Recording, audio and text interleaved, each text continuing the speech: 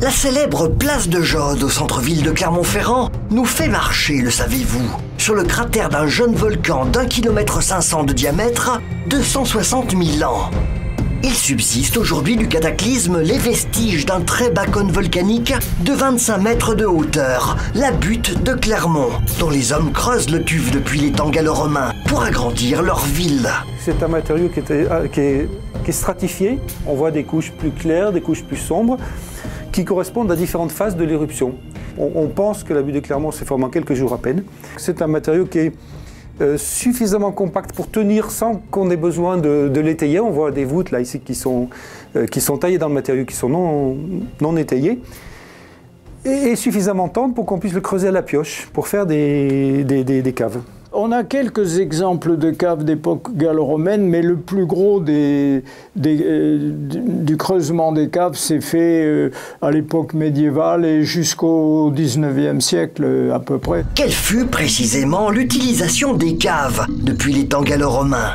Il se dit qu'en 862 et en 900 environ après Jésus-Christ, les Vikings auraient rasé par 2 fois la ville de Clermont qui refusait de payer la rançon qu'ils exigeaient. Il y a la rue de Las Crotas, ça veut dire les grottes, et qui témoigne du fait qu'à un moment donné, sans doute, on a creusé des abris précaires pour subvenir à la destruction d'une partie de la ville. Les caves servirent aussi, bien sûr, à entreposer au frais des denrées périssables, du vin en particulier.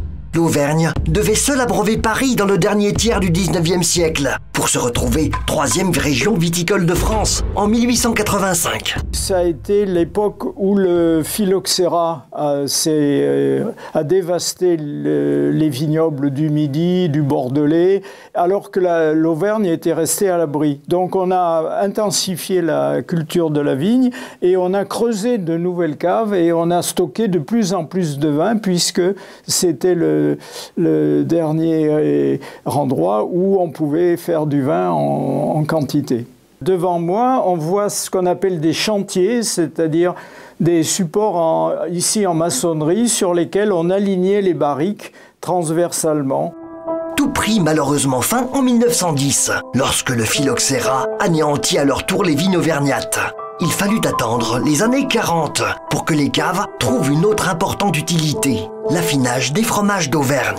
Ce qu'il indique, c'est la paille de seigle qui recouvre la surface de ces banquettes. Et on voit des niches dans la paroi où on plaçait des bougies pour éclairer le travail des gens qui s'affairaient dans la cave.